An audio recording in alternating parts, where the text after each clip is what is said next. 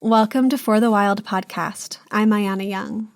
Today on the show, I'll be speaking with Dr. Max Liboiron, an assistant professor in geography at Memorial University, where she directs the Civic Laboratory for Environmental Action Research, also known as CLEAR. CLEAR develops feminist and anticolonial methodologies and instruments in the natural sciences to study marine plastic pollution. Do I recycle? Yes. Do I think it is a solution to plastics? Hell no. So recycling is good for ethics. You can be a good citizen. It's better than nothing, but it is not the solution because it actually allows the problem to continue. Dr. Liboiron has played leading roles in the establishment of the field of discard studies, the social study of waste and wasting, the global open science hardware movement, and as a figure in feminist science studies and justice-oriented citizen science. Max, thank you so much for joining us today. Like I was mentioning earlier before we began our official conversation, that this topic I know is really at the forefront of people's minds as we, I think as a collective, learn more about our waste and the issues that comes with that. So thank you so much for being here and for all of the ways that you interweave your work. My pleasure. I want to say that as I was preparing for this interview, I was very much envisioning that our conversation would begin by discussing the pervasiveness of plastic and plastic pollution. But as I read your work, I became really intrigued by your framing of plastic as kin in response to the dominant discourse on plastic. So to begin our conversation, I'm hoping you can share what the plastisphere is and why plastic can no longer solely be understood as an inanimate object, and how you arrived at the understanding of plastic as kin. Well, that's a lot of questions in one. Maybe I'll start with the plastisphere because that's pretty straightforward. Plastics, whether they're waste or not, are inextricable parts of living systems. Everything from the fillings in your teeth to your contraceptive devices to parts of your bones. Those are medical things that you do, plastic in your body to make your body work. We ingest plastics, right? So plastics are already part of making our bodies work. They're part of making our infrastructures work. They're in highways and airplanes, and they make automobiles safe, right? They're in pacemakers. So they're already an inextricable part of systems. But then a few years ago, scientists found that when plastics enter certain types of ecosystems, mostly marine ones, they grow unique, one-of-a-kind, little tiny ecosystems on them. So the bacteria and then the sort of attendant organisms that eat the bacteria and grow around it don't grow in the same combinations anywhere else. And that they chose to call the plastisphere, right? The unique ecosystems that only exist with plastics. This is what makes plastics particularly interesting as a pollutant, although there are other pollutants that do it too, which is that there's not really a simple nature-culture divide. There's not really an us and them or it and us or whatever you want to call it. And I remember this when I was on one of my first research voyages, is we were out way in the middle of the open ocean. There was nothing anywhere near us that you could see above the water. And we came across this floating clump of a buoy with some ropes ensnarled around it. And living around all of this was not only the bacteria and these sorts of things of the plastisphere, but in huge, like I could eat them, huge fish, right? So it was acting as what's called a fish aggregator, which is something that provides shade and food for fish. And most of these fish were tropical reef fish. So we were halfway between Bermuda and New York City when we found this. And so it had probably started closer to Bermuda, near the shore, and this entire little fish village had moved out into the ocean. And the debate with all the scientists on board was, do we take it out and kill everything, or do we leave it in, even though it's pollution? I personally voted to leave it in, but I was vastly outnumbered and outvoted because the other scientists understood their primary and really only goal to get rid of plastics. And so they took it out and the fish died and all the things living on it died. And so this idea of annihilation, right? The ban, the getting rid of straws, getting rid of plastics, boo plastic in a very complete sort of way is very, very strong, even with scientists, across different social movements, across different sectors, as a sort of annihilation relationship. But I think if you do annihilate plastics, just, you can do a thought experiment. You would end up in a B horror movie really fast. Like our roads would crumble, our airplanes would fall out of the sky. Like just things would immediately cease working. And I'm not saying, yay, plastic, let's plastic it up every plastic chance we plastic get. But there are certain things that plastic is good at and that we need it for, and certain things that it shouldn't be used for, like packaging. Packaging get used for a few minutes, and we've turned it into one of the most durable, you've used one of the most durable materials in the world to do it. If I ran a design class, I would fail the student who turned in, the temporary use with the longest lived material combination sort of design idea. So when people talk about the ubiquity of plastics, they usually mean disposables or single use. Within that, I don't think they usually mean medical waste, which is a very important form of single use. I think they usually mean certain types of consumer waste. And within that, I actually think they mostly mean packaging. So if you want to talk about the annihilation of packaging, that's very, very, very different than talking about the annihilation of plastics. So that's the plastisphere part. The kin part, I am usually pretty hesitant to talk about, mostly because there's a lot of misunderstanding about kinship, particularly in academia, which is where I spend most of my conversations. So there's this like fetishization of kinship that is rampant and well-fed in academia right now. We're like, this is kin and that is kin and chemicals are kin and your left shoe is kin. And, and it's usually a very colonial and even I would say imperial mindset where you go out and you stick your flag in some kin and you say, that's my kin now. I like whales. Whales are my kin. Mine, right? That's the point of kin, is that they claim you. You don't claim them, right? My family has a lot of adoption in it. And so it's very clear to us, especially if you're going back to try and find your biological family, if that's what you want to get up to, is that that family isn't yours to claim. That family has to claim you. That identity has to claim you if you're actually going to become, sort of expand your family, expand your kinship, right? You don't get to be like, you, family, here, now. Also, family and kin isn't inherently good. So the reason I think plastics are useful to think about kin, if people actually get it right, understand kin isn't like a possessive term, which is often how it's used, is that, everyone has that asshole uncle, that abusive whatever, right? The abuse in your family, something like that. So plastics challenge the often fetishized concept of kinship as an inherent set of good relationships, right? They lead you to figure out, okay, how do you do good kinship with bad kin? Which I think is a problem that a lot of us have to deal with our actual, nuclear and extended families. And so what that would look like with plastic, I think, is really important. And annihilation isn't one of them, right? Ostracization and, stepping it out until it's behaved so it can come back in might be part of it. But the annihilation discourse is not in any way kin. So kin introduces a whole new sets of problematics, really, really hard ones. When do you ostracize your kin? When do you not? When do you support them in their trauma and in the, sort of bad stuff they're doing? When do you not? These are the problems that I think are more interesting with plastics, but I don't see a lot of people doing that. I see a lot more black and white situations that are not very kinny.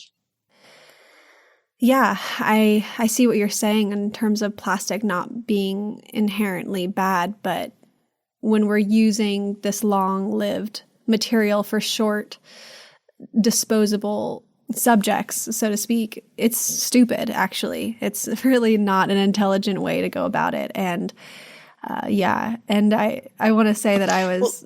Oh, yeah, please. Well, I was going to say, it actually is intelligent, just through a different set of intelligences. So I think this is a really important point that a lot of activists don't do. And that's, instead of being like, whoa, packaging people are bad and stupid, and that was stupid, that's stupid design. What you would say is, no, under what conditions does this make sense? Under what conditions does it make sense to make some of your shortest lived commodity objects like packaging out of our longest lived materials? How does that make sense? Because when you answer that, then you'll know where you have to start working to make the change. And by and large, the answer to that question, the reason it makes sense, is it is so damn cheap, because oil and the petrochemical industry, which are the same industry, same as plastics, are so well subsidized, and they have so much policy capture that right now, and actually for almost all time, virgin plastic, raw oil sort of feedstock for plastics are cheaper, they're more predictable, they're more dependable, they're easier to make stuff out of than recycled materials, and then alternative materials. So of course that's what you make it out of. So if you want to make change, you can't say like, well, that's dumb.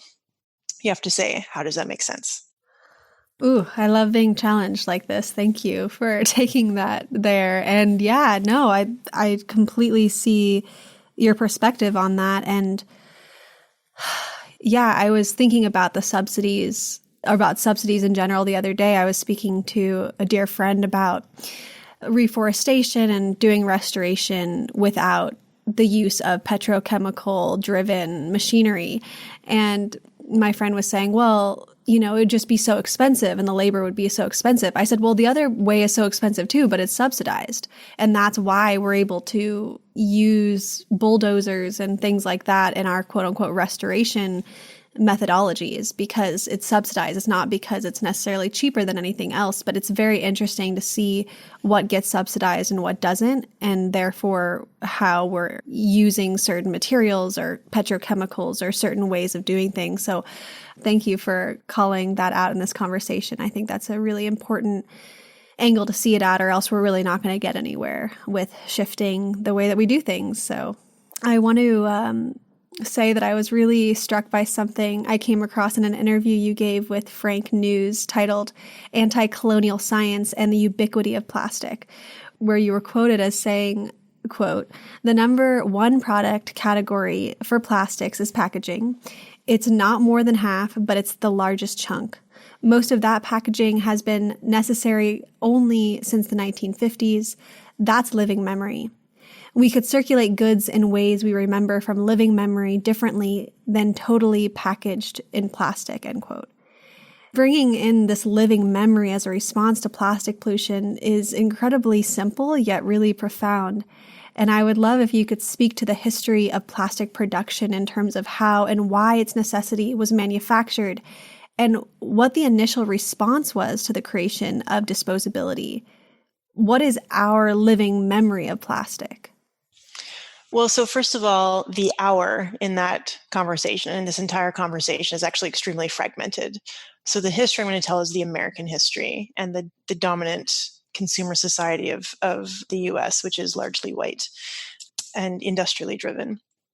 So, and that is the history of plastic. There's a couple different histories and there's a lot of nuance to this history that I'm just going to skate right over. And there's lots of really good sources out there for more nuance. Basically, plastic comes out of a sort of rising industrial science where one of the values is try things out and see what happens. And if it works, awesome, we can put it towards something. And so there's different types of plastic. Some of them never really get out of the industrial drawing room. Some of them do. Billiard bowls were one of the first sort of consumer type plastics, sort of a cellulose base. But the problem with that plastic was that it was really unstable. And so sometimes if they got hit really hard, they would explode. Super downside. So they, kept working on it. Then there was a couple generations in terms of industrial generations later, there was Bakelite, which was a little more stable, but also highly flammable. So there were all these different plastics that were being produced, but they weren't yet really mass produced until the Second World War. The Second World War helped get some of these kinks out of the system. So things stopped exploding and melting in the rain and turning to mud and stuff like that. And so you can think of mass production as being quite enabled by military infrastructures. So the First World War and then the Second World War really helps mature the actual material of plastic. And in between the world wars in the 30s into the 50s, and after the Second World War, there's this problem where when you have the two world wars in the United States and in other places in the world, you start having a making do sort of attitude, right? Like all of your resources are going into the war effort. And so people are saving and skimping and reusing and repairing and all of these sorts of activities that stick around after the wars. And the problem from a industry perspective is that if people are doing that, then they're not actually consuming. They don't need to consume new stuff. And the problem with plastics, because they're durable objects, is that you just need to buy one of that thing and then it will quite literally last forever.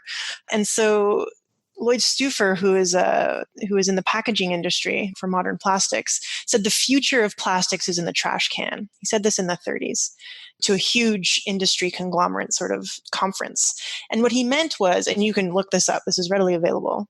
What he meant was we need to find ways to move plastics through households, not into households and then they stay. And so he talked about disposability as the thing that would lead away from these saturated consumer markets and sort of make this giant, beautiful hole where plastics would go into it and people would just throw money right into this nice conveyor belt. And so that was a very strategic plan. But the problem was, because society was like making do, repairing, and not spending, they had to be taught how to waste. And there was a lot of resistance to it. Susan Strausser's book, Waste and Want, has this very cool thing about sort of even before the plastic conversation, there used to be tin cups at train stations in the United States, and everyone would drink from the same tin cup. And then with the sanitation movement, they're like, no, germs, that's how that happens. So we're going to use paper cups. This isn't even plastic yet. And there were riots, specifically soldiers rioting, because they thought that was pretty effed up, this wasteful thing, and what were they fighting for anyway? There was also problems with a lot of these disposables were sold to housewives to, make work more efficient for housewives. And as part of that packaging was like disposable hygiene for women's menstrual cycles.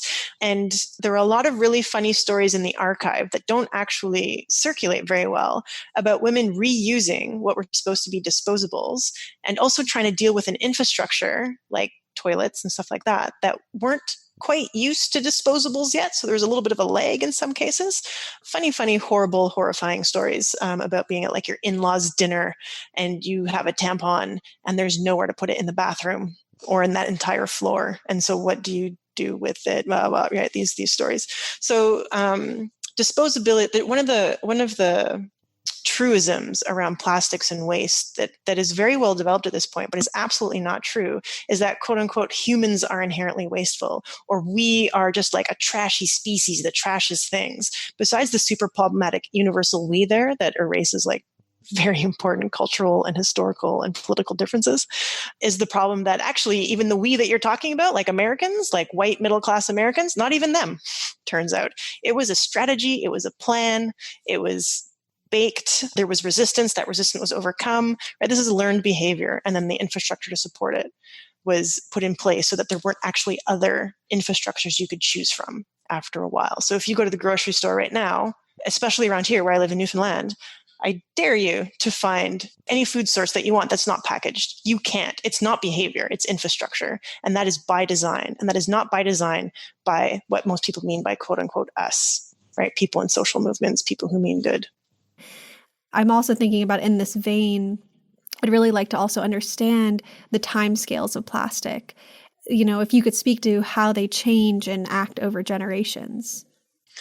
So the problem with answering that is that a lot of it is speculation and models, because plastics have been around for a fraction of the time that they're modeled to exist, right? So if plastics last, even 1,000 years, which is conservative, they've only been really around since 46, right? 1946, in the way that they are now, right? And then more modern sort of plastics, maybe since the 70s, really.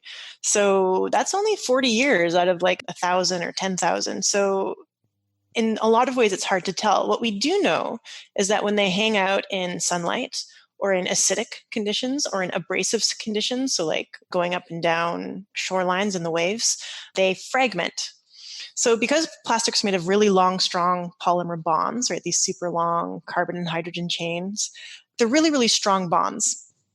So that molecular bond doesn't really break down. That's why plastics last so long. That's why they're so flexible and so strong, right? All these sorts of things. So when they're in the sun or in acidic or abrasive conditions, they'll fragment, but those polymer bonds will stay intact. So basically, it's just fragmenting into smaller and smaller pieces while staying completely chemically the same.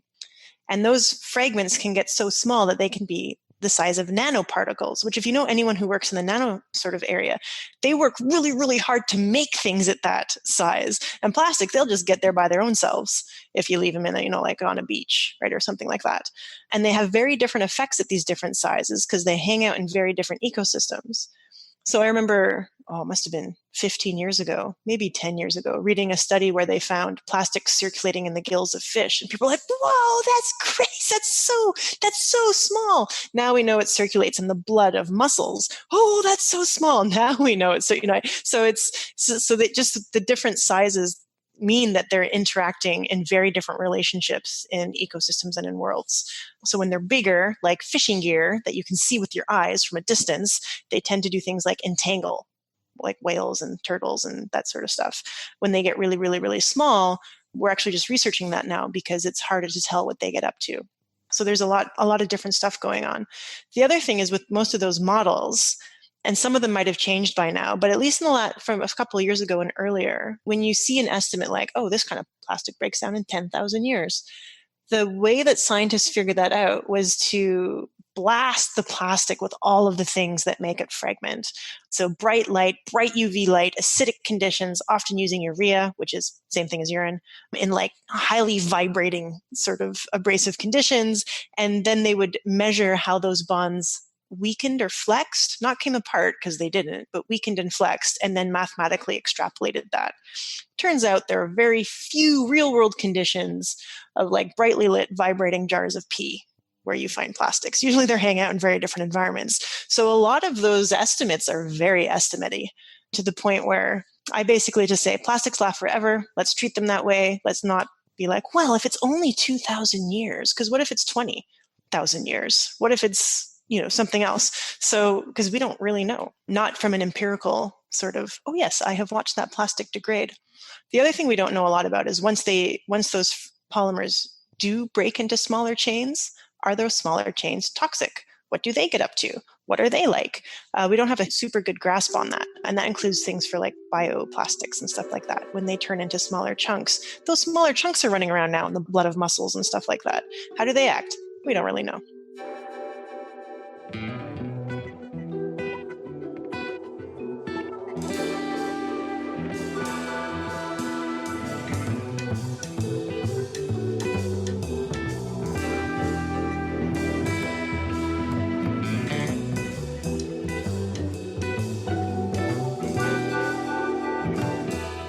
Drawing upon plastics and deep time, I'm thinking about how we're only ever moving pollution, not eliminating it. And I'd like to explore the fallacy of many proposed solutions that seek to remove plastics, especially in relation to marine pollution. And you openly discuss how the push to, quote, remove plastics from the ocean is fundamentally misguided in that it ignores how deeply embedded plastics have become in the ecosystem, especially microplastics, which I feel like is something you were just speaking to.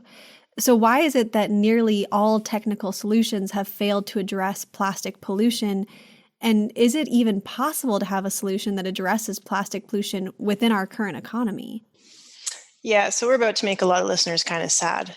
Okay. And I apologize Brace for ourselves. that. Hopefully we'll loop around. And so one of the most charismatic examples of this sort of cleanup fallacy is Boyan Slat's The Cleanup Array, right? Which is basically a big broom net thing that goes through the water and quote unquote cleans plastics. Almost every single scientist, marine biologist I know, everyone I know who is a scientist who's looked at this project has criticized it. First of all, because it doesn't actually get to the more problematic sizes, which are the smallest sizes, because its net holes are kind of bigger than 5 centimeters or millimeters, and the vast majority of plastics in the ocean are less than 5 millimeters. It's about the size of a grain of rice. But also because it's sort of a plankton killing machine. So it really roughs up plankton and it disturbs their flagella. And a plankton without flagella ain't no kind of plankton. It just sort of drifts and dies. Well, I mean, it was drifting anyway, but without flagella, it can't eat. It can't propel itself. There is a lot of concern about it also killing larger animals. And I have seen photos. You're trying to clean up the biggest thing in the world that is full of some of the smallest things in the world. You have a scale problem immediately. I think someone's done the math and it would take like a gazillion billion tankers, all the tankers in the world working full time just to clean up a small fraction of one ocean, right? These are the scales we're talking about. People have trouble imagining how big the ocean is. It is too big to clean, my friends.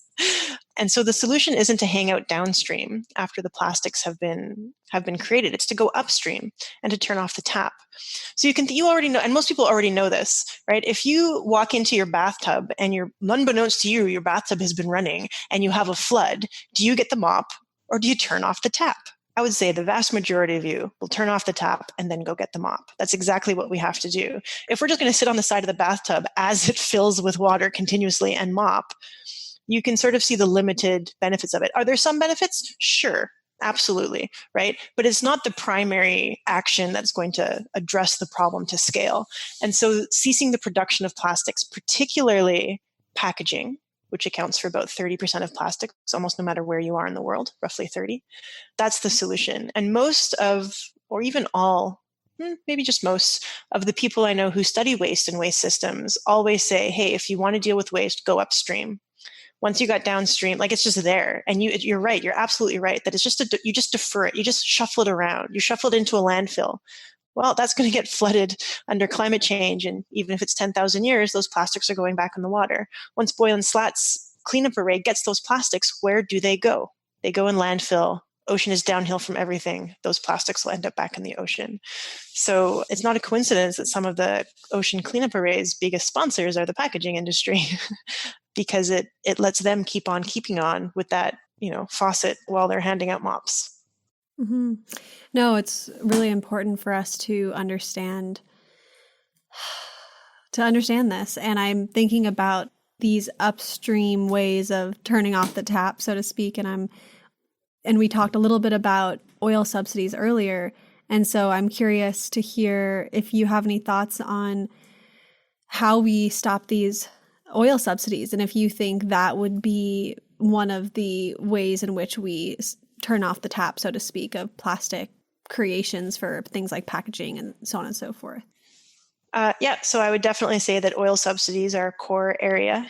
Divestment from fossil fuels in general would be a core area because of the raw feedstock of climate change and the raw feedstock of plastics. Turns out it's the same feedstock. How weird, right? So you actually get to do a lot of work with one set of targets.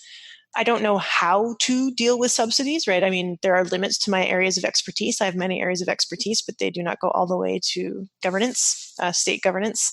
But I do know that it's collective, right? Because that's always true, that action is about reaching across difference and scaling up, as it were, out of consumerism and into citizenship, into coalitions, into other things like that.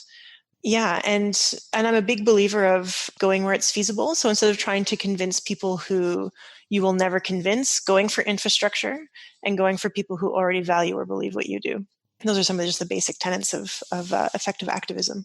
I didn't come up with those.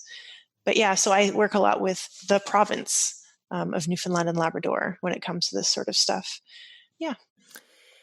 Yeah. I think back to a mentor of mine, Joanna Macy, who talks about systems theories. And I remember in one of her workshops that I took years ago, and she was saying something like, don't go to the CEO of Exxon Mobil to begin with. Start with your community. Start with the people who are on the fence. And I think that preaching to the choir or preaching to people that are interested in the choir actually is really powerful, because the choir needs attention and the choir needs organization. And we all can start somewhere, and it doesn't need to be starting with the thing that seems the most difficult or trying to convince somebody who is so deep in creation. So I'm with you there. And I want to go back to something we were talking about with the polymers and the chemicals that were being leached. And I understand that plastic isn't necessarily the problem. It is the polymers that decay and that leach the chemicals. And by recognizing this, we can understand that plastic isn't inherently evil. Although I know there are times that I have definitely thought that, and probably people listening have also felt that. So I get you. But I'm wondering, how does this thinking inform what you've referenced to as a local plastic economy? And what might our consumption look like if we had to be responsible for the byproducts of plastic production? And maybe a third part to that question, and I can re-ask it if it feels like too much at once, but where and how does plastic make sense? Yeah, it's a pretty big question. And I certainly can't and shouldn't provide a universal answer to that. I think that'd be very unethical and also incorrect. It just wouldn't be correct. So maybe I'll just take an example, a sort of parable, and then maybe we can work through that. So if you take seriously this sort of material flows idea, like you're proposing, so the lab that I run, the plastic pollution lab I run, there are a few things that we don't do because of this material flow problem that you've identified, right? What if you're responsible for your own waste? So we've started thinking about, in our anti-colonial science, this assumed access to indigenous land to put your waste in, including scientific waste when you're doing plastic pollution research. One form of this waste are plastic gloves, which we go through a lot of, latex gloves. Another is KOH, potassium hydroxide, which is a chemical you use to dissolve tissues and stuff so that you can get to the plastic. So if you want to study, say, mussels or clams or these bivalves, you can't really dissect the belly of a bivalve because it doesn't have a belly. So what you do is you take out everything inside of it and then you dissolve it in KOH. KOH is very toxic. And so where does that go? It goes onto indigenous land to be quote unquote neutralized. So as a lab, we decided to not do that anymore, not assume access to land outside the lab for our waste, that kind of waste. And the result for that is that we don't use plastic gloves for some really, truly disgusting work because we mostly look in the guts of animals for plastics, with one exception. We put them on when we work with seal because you can get something called seal finger from seal blood, which is when you have a cut on your finger and the blood gets in and then it paralyzes you. So that's not good. So we will use gloves with seal, but not other things. And that means you have to hang out with some super, super gross things like super decayed cod guts that are full of poo because guts end in your poop chute. Spoiler.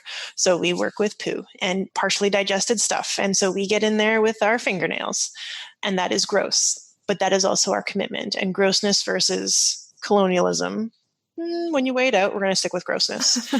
For KOH, what that means is we do not study bivalves. So we don't use KOH. It means our work takes way longer than our peers, which means it takes us longer to publish because not using KOH means you're using your eyeballs, and eyeballs are just much slower when there's a bunch of gunk around them. And it also means we will never study bivalves.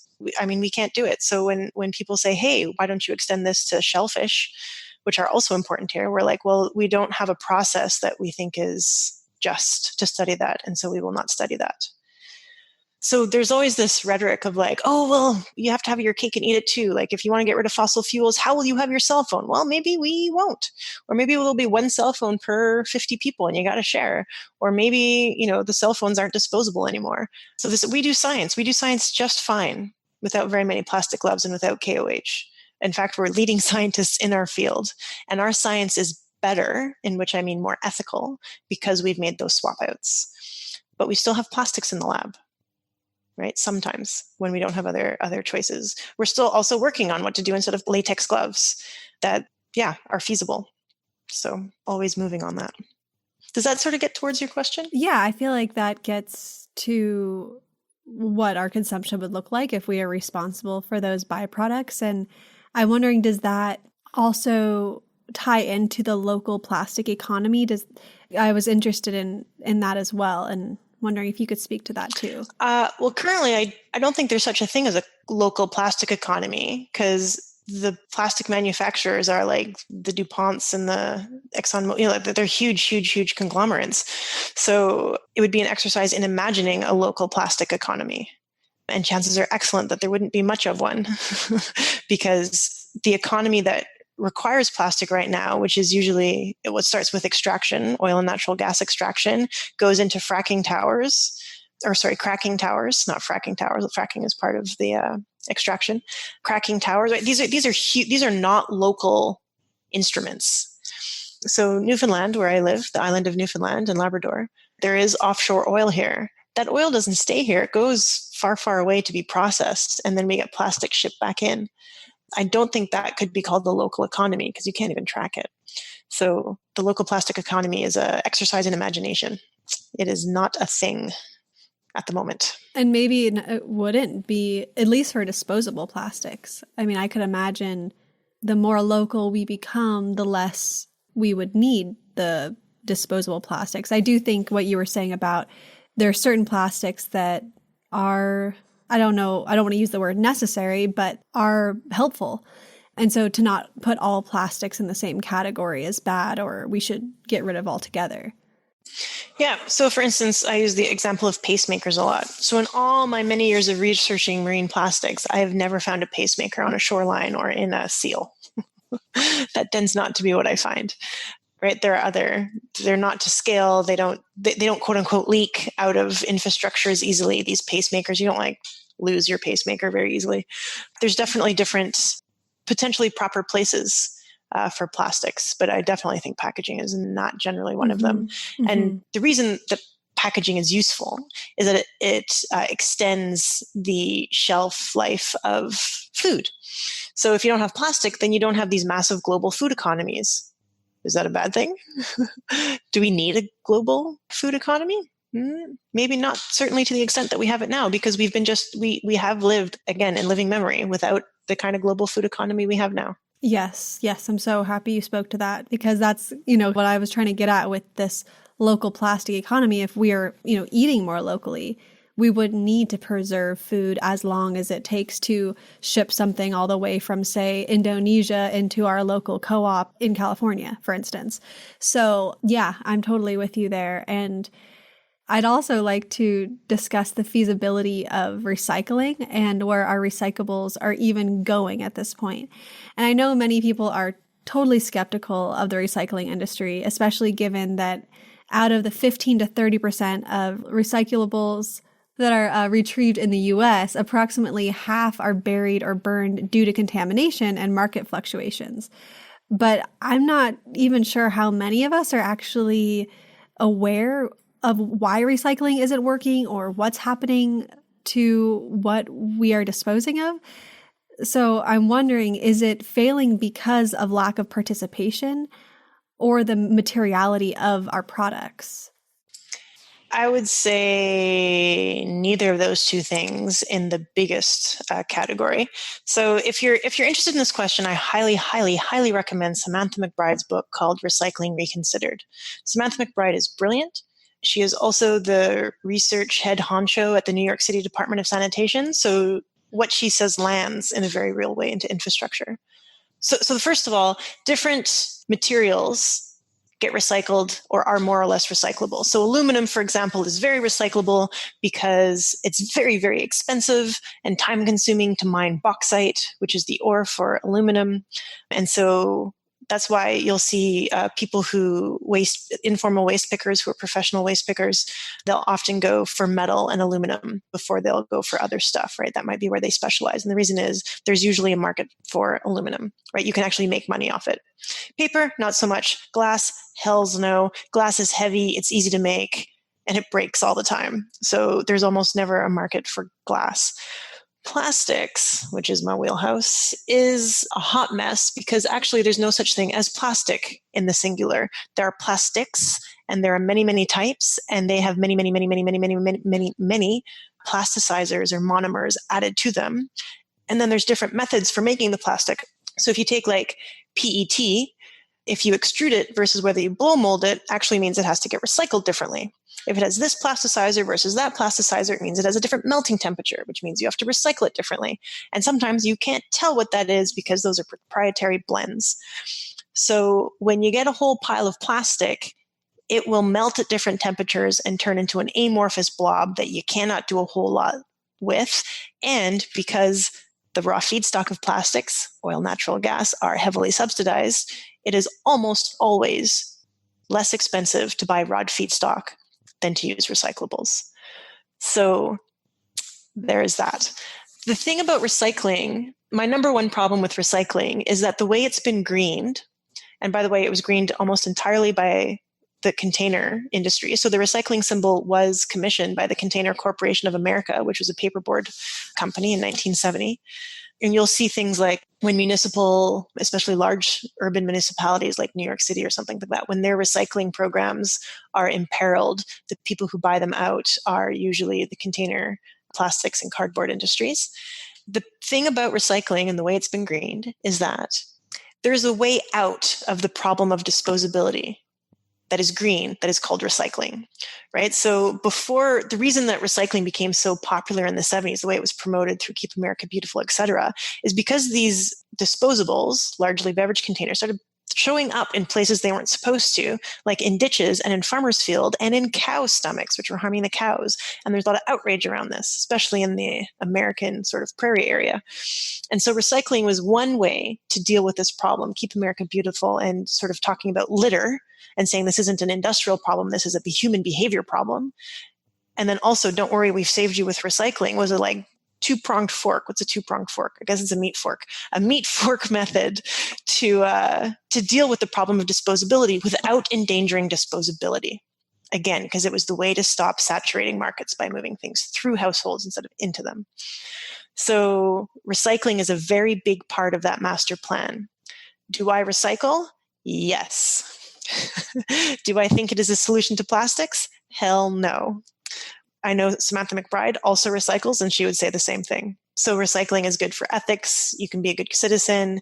It's better than nothing, but it is not the solution because it actually allows the problem to continue. It allows that tap to keep going, that bathtub tap to keep going. It gives you some mops. Right. It's the way that recycling is marketed by industry is a tool that creates this social license to waste more because we feel like, oh, well, we can just recycle it. But I'm really happy that you're speaking to this because I know that a lot of people that I hear from, especially environmentalists or activists, kind of have come to this feeling of defeat in the sense of, well, China isn't even buying our recycling anymore. Like, what's the point of recycling? We can't really recycle, we can't even send it anywhere. So let's just throw everything in the trash. It's a waste of time. So I definitely feel this type of defeatism when it comes to recycling. And then scaling out even further, it also feels important to acknowledge that waste more broadly, in that our garbage or municipal solid waste makes up less than 3% of total waste, with the remaining 97% being made up of industrial solid waste. So I'm wondering also, how is the waste of today different than previous generations? And how can we address industrial waste given the tremendous impact it has? I guess I'm thinking too, when we're trying to think of our ethics on recycling or our own individual waste, but knowing that, like I was saying, 97% is of this industrial solid waste that many of us probably have no control over. I mean, maybe we do in some indirect ways. So first of all, that 93 or 97.3% stat, I've written on it before. It's a super sketchy stat because the 97 is self-reported industry. And a lot of that stuff doesn't move into a place where it can be scrutinized or tested. So it's a super shaky number. Also, a lot of that is mining waste, like mining tailings, which are super heavy and wet, agricultural waste, including sometimes runoff. So it's a sketchy number, but like what I say, it's an imprecise number. However, it's a very telling number because even if, let's say it's like 80-20, it's still got the same, it still has the same flavor, right? Yeah. So folks who work on mining are actually working on waste. People who work in the food movement are actually working on waste. People who work on extraction industries and climate change are actually working on waste. People who work on clothing and textile issues and fast fashion are actually working on waste. So the good news is most of us are already working on waste by targeting these larger industrial, large-scale systems. One of the cool things that happens is, so if we go back to, say, recycling and, how do we scale this sort of stuff? There's a very cool group called Gaia, Global Alternatives Against Incinerator Alliance. I might have gotten that wrong, but those words are all in there. They do what's called brand audits when they deal with waste on their shorelines, plastic waste on their shorelines. So instead of saying so what I do when I do a shoreline study as a scientist is I say, I have found this many thread plastics, this many fiber film plastics, this many fragment plastics, and this many bead plastics, whatever. They say, we found this many Coca-Cola products, this many Unilever products, and because those are accountability metrics. So even though we can't always access and see the waste stuff, we know that every time we have an instance that we can see of, a piece of trash or something that comes out, we know there's this huge infrastructure behind it, and we can try and evoke that by following it back up the pipe, the way that these brand audits do. So when Gaia does these press releases, they don't say, we have found so many more film plastics and other types of plastics. They say the number one polluter on Philippine coastlines is Coca-Cola for the third year in the row. Coca-Cola, what are you going to do about this? Right? So there are ways to bridge these scales. There are techniques to bridge these scales, even without going and looking in the backyard of Coca-Cola, which doesn't exist, to see what its sort of waste properties are. And that's all you can do. One of the things that I talk to a lot of young activists about is not to do violence against yourself, about how you can't do things that are literally impossible. You should release that. You should release that to the universe and not feel guilty for things that are quite literally impossible. And then adjacent to that, systems of power are not very faithful in reproducing themselves, actually. So capitalism, for instance, DuPont, something like that, they're invested in their own longevity and in maintaining themselves. But in the processes where they do that, it's not like every time they do something, it works perfectly and it's even and smooth, and all you can do is throw your soft little body against the monolith. They actually reproduce things really unfaithfully. So some of the most success I've had in activism is when I've talked to former DuPont scientists who go into science, go into chemistry because they mean to do good. They want to make the world better, and they end up working for DuPont. They are the quote unquote bad guys that people think are a monolith, but actually they're leaving behind these trails, especially when they retire and they put things in archives. They're making these sort of chinches and armor. They're unfaithful reproducers of the system that they're part of. And that leaves spaces. There's an artist that looks at this for military waste, I believe, or he's trying to find military installations, black sites. And he does this by looking for the unfaithful parts where they try and reproduce secrecy, but they can't because they have to put their poo somewhere. And so when they ship out their sewage, he tracks that, and that tells him where the military bases are. So this is just an example of how these systems are reproducing themselves in really patchy, uneven ways. And you can find those little bits and work on them there in various ways, just to sort of help with the despair situation that might be happening at this point in the podcast. No, it's good to have these silver linings or these ways that we can be subversive and just find the fissures in the system that we can snake up and find ways of breaking this chain. I do want to ask another question that also may feel a bit heavy, but I think is extremely important to discuss. So to transition the conversation, I want to talk about the amount of plastic in our bodies and the nuances in defining pollution and harm, and how alarmed we should be in terms of plasticizers as endocrine disruptors. Now, I think many of us are familiar with the various studies showing that humans all over the world, regardless of their personal plastic use, contain chemicals that originate from plastic, chemicals which correlate to infertility, miscarriage, reduced brain development, obesity, diabetes, cancer, and neurological disorders. Now, these statistics are obviously extremely alarming, but I'm wondering, are we justified in our panic? And if so, is there anything that can be done to remediate plastic from our bodies? So first of all, I say I never prefer panic because it's really uncoordinated. It doesn't get a lot of the stuff done. So concern, yes, but hopefully slightly more coordinated concern. I'm concerned about the amount of plasticizers and industrial chemicals in general, including ones that aren't plasticizers, that are in bodies. They're in all bodies tested. It's ubiquitous, but very uneven. So certain folks have more than others, and certain folks are affected more than others. And so it's actually a justice issue, because even though it's ubiquitous, fetuses, people of lower class, which also tend to be of color, are much more affected and carry much higher body burdens than others. And so that should help you think, oh, you can actually mitigate your body burden with things like money. And you can, through certain forms of consumer choice, you can choose not to ingest certain types of food that are packaged in plastic or canned, because cans have plastic linings. And that can reduce your body burden by between probably about 40 to 60%, according to the research, of BPA in particular. So there's also other types of things that this hasn't been researched on. But the problem is you still got that other 40 to 60%. So you can mitigate it, but you can't eliminate it. And because of that, that's another moment to turn upstream. Instead of being like, you have mopped up your body bathtub overflowy metaphor, which has now reached out of control, as best as you can. Time to turn off the tap, and that's upstream. Yeah. So individual action works to an extent, and I don't think it's the extent that you would hope for. So, you can do some of that, especially if it makes you concerned and that's what you want to spend your time on, but just know that that's not turning off the tap.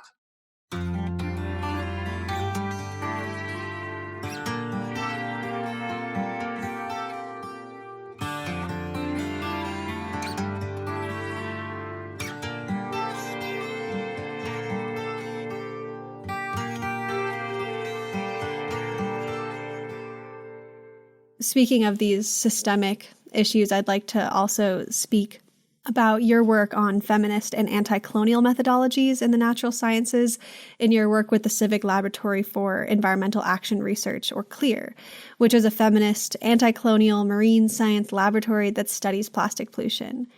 And when I think about it, methodology remains deeply tangled in respectability and credibility, but arguably we should be centering respect, not respectability.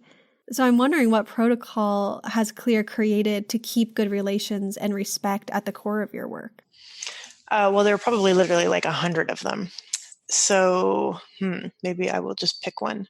Super easy one that is particularly anti-colonial is that we don't do research on Indigenous land when we aren't invited.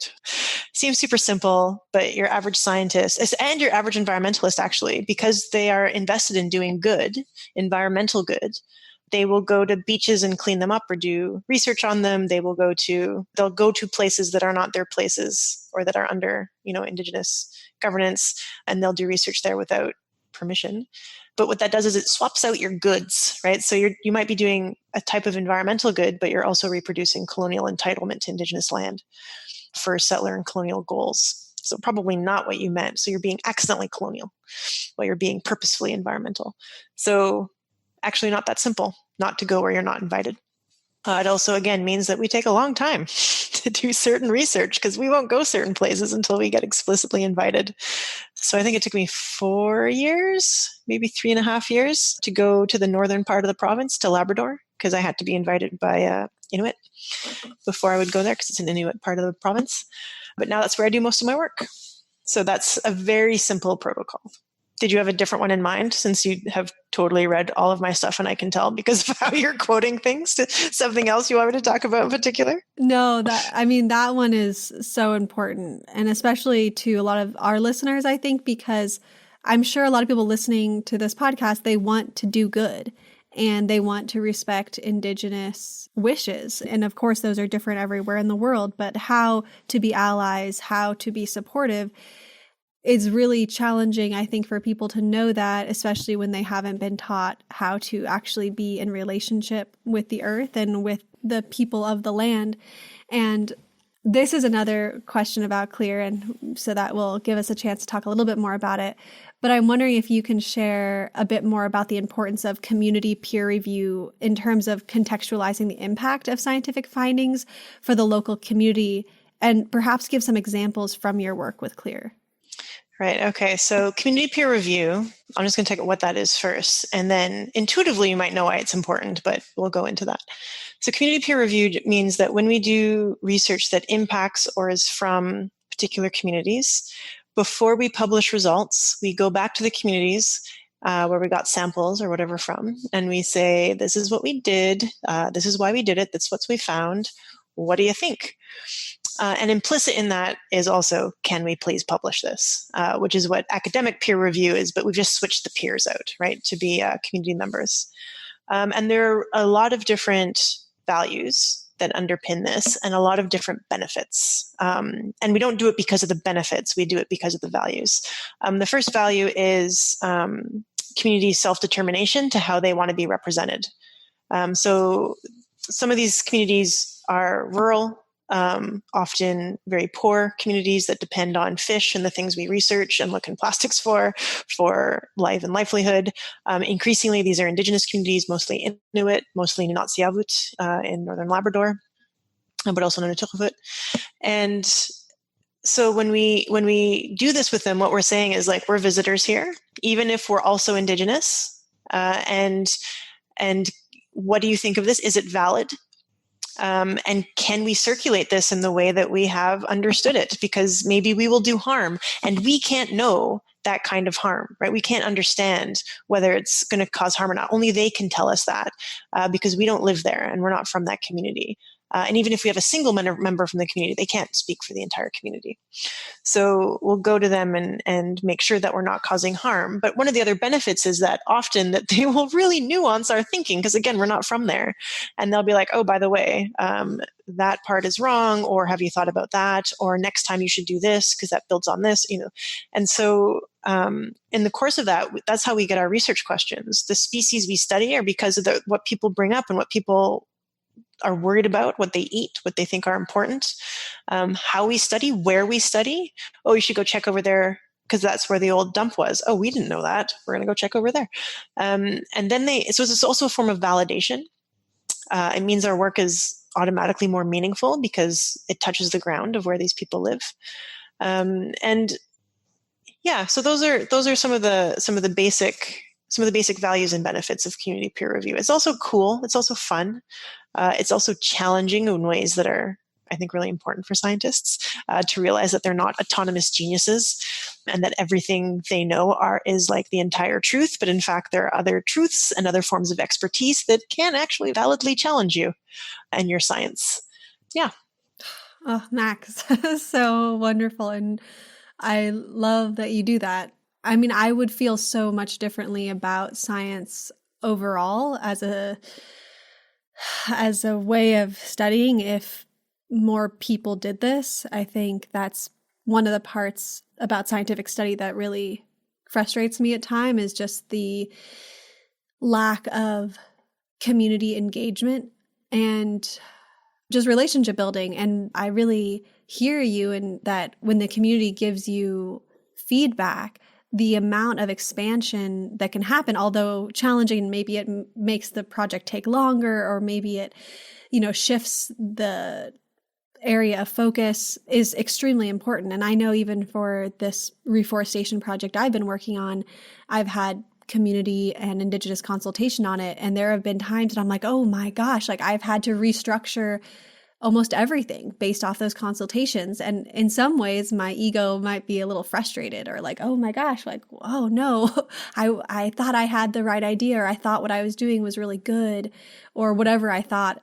about what I was doing. But overall, when I take that information in, the way that I can work in the world is so much more potent, caring, regenerative, like actually being a good ally. I mean, like the list goes on and on. And so I respect you and all of your coworkers so much for having that type of mindset. And I feel like you all are, kind of at the forefront of doing work in this way, because I think it's so rare and very unique. And I hope that people in your field become really inspired by what you're doing, because I think it needs to spread and more people need to be doing it. And I've read how in practicing this anti-colonial science that you don't get to be separate from the relation that you're necessarily dissecting, and they're not merely an object. And so I'm wondering, how have members of CLEAR oriented themselves to this idea? And how are you choosing to foster a relationship with the fish or bird or whatever you might be dissecting? And what models are required to do so? Okay. So that's a really good and complex question. And the answer is there's not a single way. So something that's really important about accountability, relationality, respect, is that it's not actually the same. It's not always the same. When people who aren't Indigenous hear Indigenous people say all our relations, I think sometimes people imagine this like forever web that just starts with you and just goes and goes and goes and goes and goes and goes through everything, and everything is connected, and oh my God. But it's not that smooth. It's not like a universal highway that connects everything. It's actually very uneven. So one of the things I talk about with CLEAR members as we're sort of figuring out how do you relate to the fish you're about to dissect, or this fish part you're about to look in for plastics, is talking about how people are differently accountable to this. So most people actually know that you are not accountable to all your relations the same. You're not accountable to your grandmother the same way you're accountable to your mail carrier, even though you have relations with both. You're not accountable to your child the same way you're accountable to your spouse, nor do you want to be, right? Respect and relationality look different there. So we talk about that lesson, and then we bring it to the lab member in front of the fish that they're about to look in for plastics. So Métis Nation, where I'm from, has actually an agreement with certain fish since time immemorial, is that if we respect them, we can get food. And if that doesn't happen, then they'll stop being available for food. And so that's a very specific relationship compared to, say, our vegan lab members, which we have, settler, white, vegan feminists, who do not have a food agreement or any kind of agreement with the fish. And they're thinking mostly about life and death, and one being inherently good and one being inherently bad. I don't have that relation. So different lab members are going to have different relations, different reciprocities, different ideas of respect. It is very important that I do not make the settler feminists take on indigenous concepts. That's super rude. It's called appropriation, and it's pretty colonial. So the trick is, how do you, in a lab with a lot of diversity, bring people into their accountability to their fish when they're going to have different accountabilities and different relationalities? So because we're methodologists, we try and figure that out in protocol, which is like the guidelines for hanging out with the fish. So one of them that everyone abides by is that you don't wear earbuds, like music headphones, when you are working with the fish. Because no matter what kind of relationship you're supposed to have with the fish, it's not respectful to tune someone out while you're dissecting their body. It's a severing sort of action as opposed to a joining action. Also, before you start dissecting, you're supposed to take a minute and just think of that fish, where it's from, its land relations, its what it was up to, and then you start the dissection. We have one lab member who isn't trained in science, and she'll bring up a picture of the animal on her phone, especially if she doesn't know a lot about it. So if we have Atlantic cod versus mackerel or versus Arctic char, she doesn't know what those different fish looks like. So she'll bring them up on her phone and keep that picture up while she starts her dissection. We don't say you must have this relationship. We say you must attend to your relationality and accountability, and you have to work on that. So that's part of the protocol for those things. I love it. I really, really love it. And I mean, it's just a whole different way of being and doing. And like I said in my last response, I just hope that this type of way of relating can spread to other folks, because I think that really part of the biggest foundational issues we are up against and what's causing this disconnection is the way we relate to each other, to more than human kin. I mean, although I'm now thinking of the word kin because of what you said at the beginning, so I almost want to like pause on using that word until I think more about it. But yeah, I'm really grateful that that's the way you work. And to go on a little bit more into this topic, I'm hearing about the inclusion of traditional ecological knowledge in climate change studies and the natural sciences more and more, which seems like it could be good. And on CLEAR's website, you explicitly state, quote, "We do not seek to extract indigenous knowledge to bring it into Western science. That would be a way to give more access to settler and colonial goals," end quote. And this feels so incredibly important to name amidst this rush to incorporate TEK in academia. So I'd love if you could share more about this and how CLEAR is navigating this. Right. So, first of all, I think there are really good projects that can bring traditional ecological knowledge and traditional knowledge and Inuit knowledge into various spaces. But I also think that relationality, ethics, accountability start from the place you are. And where I am is in an academic space that has almost no practice doing a good job of that. And all around me are people with immense appetite to consume Indigenous knowledge, mostly as data and also as charisma and also as a chance to get grants on their terms, which is fundamentally colonial. If you think of the sort of super fast, dirty definition of colonialism as settler and colonial access to Indigenous land, life worlds for colonial goals, the incorporation of TEK into Western science is almost always colonial, especially where I hang out. I can't speak to other places. And so we just say no. Hell's no. And part of the reason I put my foot down in such a very concrete way is that when people see, first of all, an Indigenous-led lab that says, no, we don't do that, they have to be like, whoa, what? Right? They have to take a moment compared to, say, if it was settler-led or if we were predominantly settler. This doesn't mean that there isn't TEK that flows through the lab, because we've got a bunch of Indigenous folks. We've got First Nation and Métis and Inuit folks in the lab, because our partners are also indigenous, because we're often on indigenous land, because we're using the skills we've learned and the things we know at different parts in our life. Of course, there's traditional knowledge flowing through the lab. It's just not for public consumption. It is never recorded. That's one of the rules I have. So sometimes, for instance, we'll sample in places because Inuit elders tell us to. We don't include that. We don't include that in our documentation. We follow it. We live it. We're accountable to it. But that doesn't then circulate outside of that relationship. One of the ways that my elder Rick Chavoya talks about this relationship is the reason that you don't film ceremony or things that are sacred or things that are extremely place-based is because it introduces a foreigner into a relationship that's not supposed to have random foreigners drop in by looking at the pictures later on. Right? Not because something captures your soul, et cetera. And so the same thing happens with science, is if you start circulating really promiscuously traditional ecological knowledge as data, you've just introduced like everyone in the kitchen sink into a relationship that's not that kind of relationship. So we don't do it. Yeah. Those are the sort of values behind that decision. I really loved hearing that example.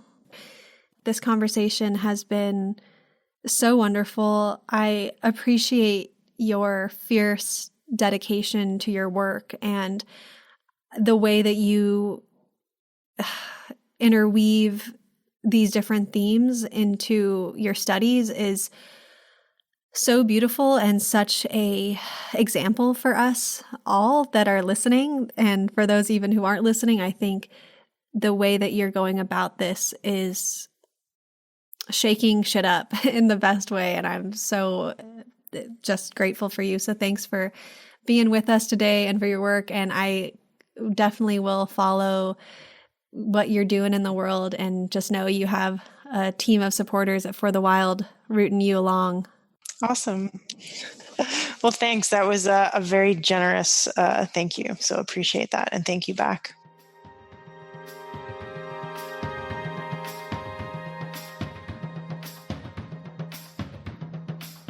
Thanks for listening to another episode of For the Wild podcast. I'm audio producer Andrew Storrs.